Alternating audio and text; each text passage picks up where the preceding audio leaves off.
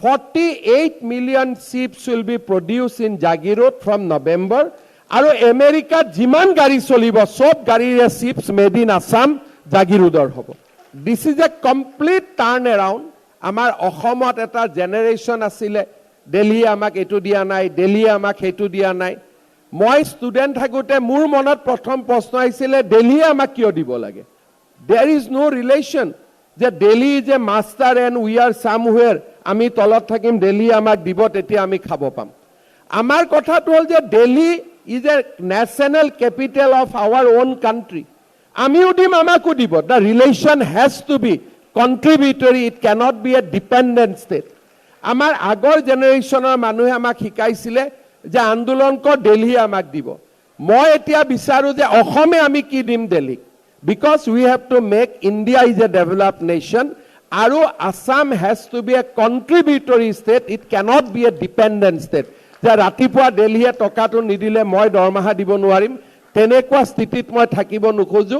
আমাৰ ভাৰতৰ ডেভেলপমেণ্টৰ জাৰ্নিত Assam should be a partner. Assam cannot be a dependent state, Assam has to be a partner state.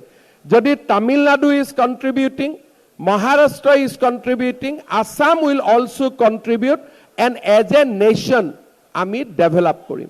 আজি সেইকাৰণে অসমত নিবিচাৰাকৈ ব্ৰহ্মপুত্ৰ দলং হৈছে, নিবিচাৰাকৈ অসমত ডাবল লেনিং হৈছে, ট্ৰিপল লেনিং হৈছে, 6 লেনিং হৈছে, ব্ৰডগজ হৈছে, ইলেক্ট্ৰিকেল হৈছে, ডুৱেল ৰেল লাইন হৈছে।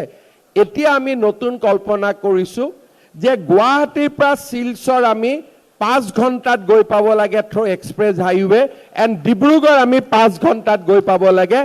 Those are the dream of new Assam. দিল্লীত মোৰ 3খনকৈ নিৰ্বাচনী সভা আছিলে, আৰু 3খনকৈ নিৰ্বাচনী সভা সম্বোধন কৰাৰ সমান্তৰালভাৱে একেবাৰে অৰাজনৈতিকভাৱে আমাৰ অসমৰ ৰাইজক ভোগালীৰ এসাজৰ বাবে আমি নিমন্ত্ৰণ কৰিছিলোঁ। কেন্দ্ৰীয় মন্ত্ৰী সৰ্বানন্দ সোণোৱাল, পবিত্ৰ মাৰ্ঘেৰিটা, আমাৰ দলৰ ৰাজ্যিক সভাপতি দিলীপ শইকীয়া, আমি সকলো উপস্থিত আছিলোঁ। সকলোৱে এসাজ ভাতো খাইছে, আৰু অসমত হৈ থকা বিশেষকৈ ভাল লগা খবৰবোৰ অসমৰ দিল্লীত থকা অসমৰ ৰাইজক দিবৰ বাবে চেষ্টা কৰিছিলোঁ। কাৰণ তেওঁলোক দিল্লীত থাকে, অসমক প্ৰতিনিধিত্ব কৰে, অসমৰ খা খবৰবোৰ পাই থাকিলে ৰাইজৰ লগত কথা পাতিব পাৰিব। গতিকে এটা সুন্দৰ সন্ধিয়া এটা সকলোৱে পাৰ কৰিলে ভাল লাগিলে। চাওক, আমি দাৰিকাত প্ৰায় 2 একৰ আৰু একৰ আমি মাটি পাইছোঁ, ডাঙৰ মাটি। কেতিয়াবা মই আপোনালোকক লগত লৈ যাম।